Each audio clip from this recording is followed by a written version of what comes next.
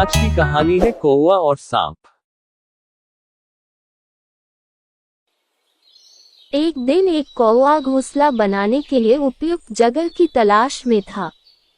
कौवे को जंगल में घोंसला बनाने की जगह मिल गई। कौवा तिनका तिनका इकट्ठा करके घोंसला बनाता था।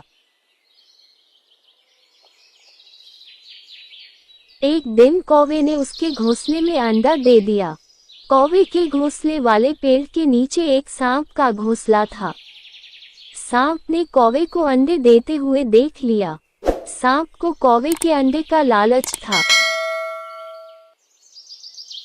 एक दिन कौवा भोजन की तलाश में निकला। तभी सांप अपने घोंसले से बाहर निकला और कौवे के घोंसले की ओर चला गया। वह कौवे के घोंसले के सामने गया और एक एक करके अंडे खाने लगा।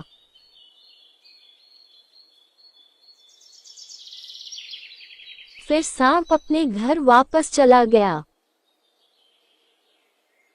कौवा वापस आया और देखा कि उसके अंडे गायब थे। अंडे न मिलने का उसे बहुत दुख हुआ। कौवा चिल्लाने लगा कि मेरा अंडा कहाँ गया। कुछ दिन बाद कौवे ने फिर अंडा दिया। कौवे की अनुपस्थिति में सांप ने फिर अंडे खा लिए।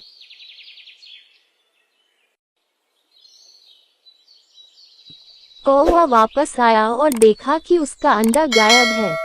कौवा बहुत चिंतित हुआ और उसने पूछा कि अंडे कहाँ जा रहे हैं। कुछ दिनों के बाद कौवे ने फिर से अंडे दिए, लेकिन इस बार वह भोजन की तलाश के बहाने पास के पेड़ में छिप गया। कौवे ने देखा कि एक सांप उसके अंडे खा रहा है। कौवे को बहुत गुस्सा आया और उसने सांप को मारना शुरू कर दिया, लेकिन कौवा असफल रहा।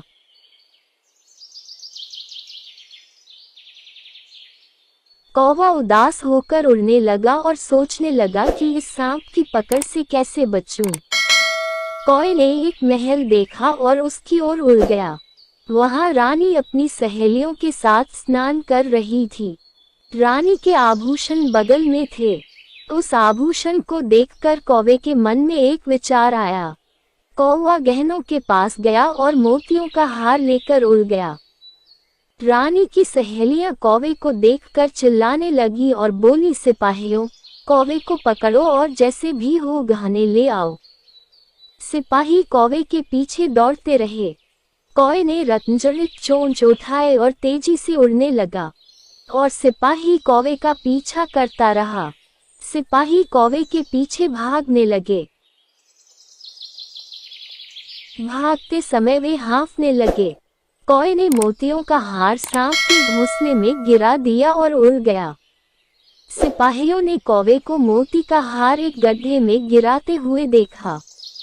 वे उस स्थान पर गए और हार ढूंढने लगे। तभी उस बिल से सांप बाहर आ गया।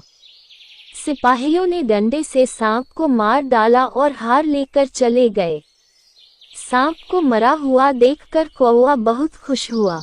तब से कौवे ने अंडे दिए और अंडे फूटे। वह बच्चों के साथ खुशी खुशी अपने दिन बिताने लगा। कहानी से सीख। हमें इस कहानी से यह सीख मिलती है कि कभी भी निर्बल का फायदा नहीं उठाना चाहिए। साथ ही मुसीबत में समझदारी से काम लेना चाहिए।